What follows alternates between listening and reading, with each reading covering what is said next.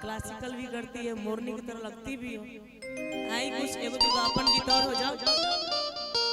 जानते रू होली भी आ रहा है, तो होली के भी हमने के ध्यान देवे के बा कि जबरी ना दहिया में रंग डाला देवरू लइका के सोझना दबंग जा लइका बजे रही से चुप बन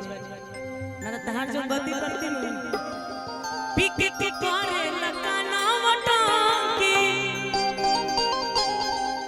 आदमी हवा की हवा तुमाकी कियो सो रही पिचकारी तो हर मुर्दा पर वाह हरी मेरा घरा क्या घाघरा है आपका मस्त लग रहा है कियो सो रही पिचकारी तो हर मुर्दा पर भतीजा तोर माहियो जिंदाबाद तोर मौसी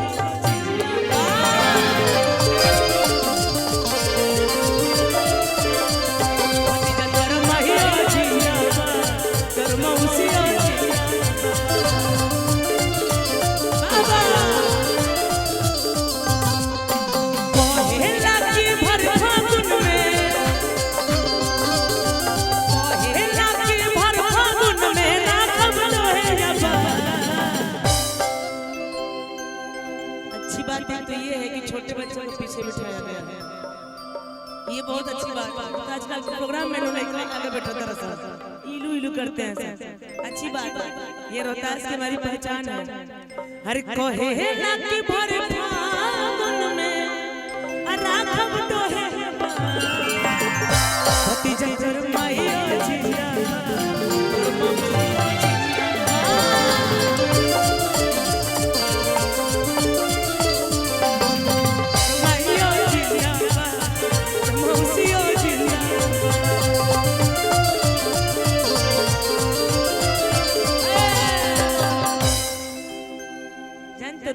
दुख तब होला ना,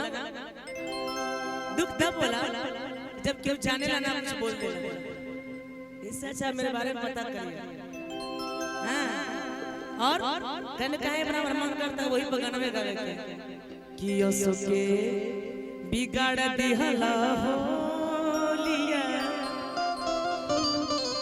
अचुलिया छोट लाए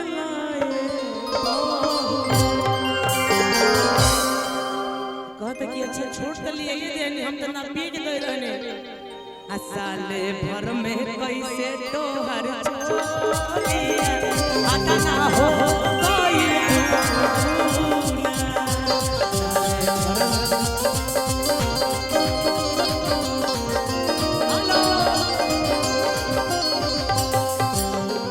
पवन सिंह जी का जो गीत है नहीं अच्छा लग रहा है भाई। विकास जी को नजर में नजर मिलाइए। अच्छा अच्छा ठीक साउंड देख लीजिए भैया। आइए को दुगो वो वाला हो जाओ जब पहले गावे वाला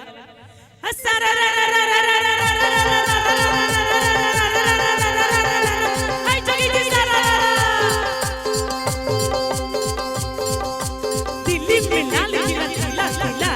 दिल्ली में लाल किला किला किला अब हवा मरद मिले ढेरी जिला डाल दी हले जादो जी जोरनवा इशारा पर गाना है सुनिए डाल दी हले जादो जी अरे जोरनवा चढ़ते के जीना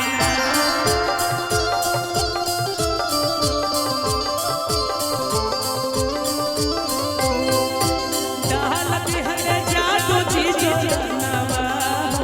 चढ़ते फागुन के महीनावा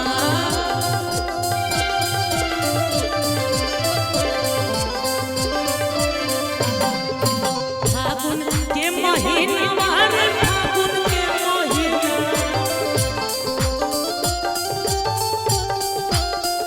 फागुन के महीनावा रे फागुन के महीना बताइए भी जादू है जादू जी है आर कैसे हम दी और रहना दी के तरह से दी आ चढ़ते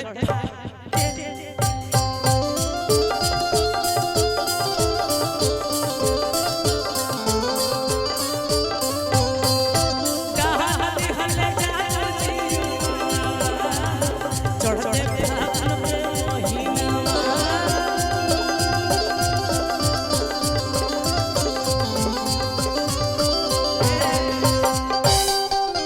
जाला हो बैगनवा के खेत में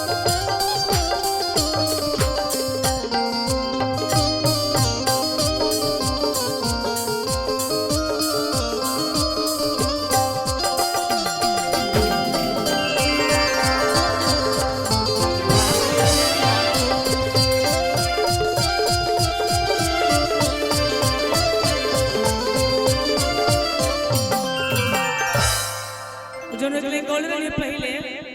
वो हम भुलाइए नहीं बहुत काज न का है अरे बम गोला भइल होली में जो बम गोला बम गोला भइल होली में जो बम गोला भइल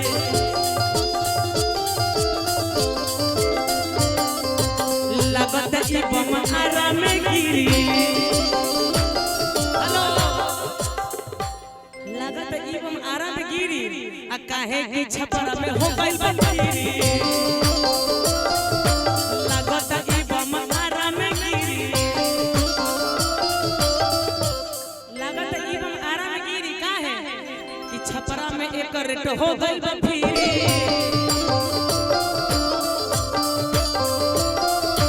देहरे में बचना समतोला हो भइल होली में जो बम गोला भइल होली में जो बम गोला भइल होली में जो बम गोला भइल होली में जो बम गोला भइल होली में जो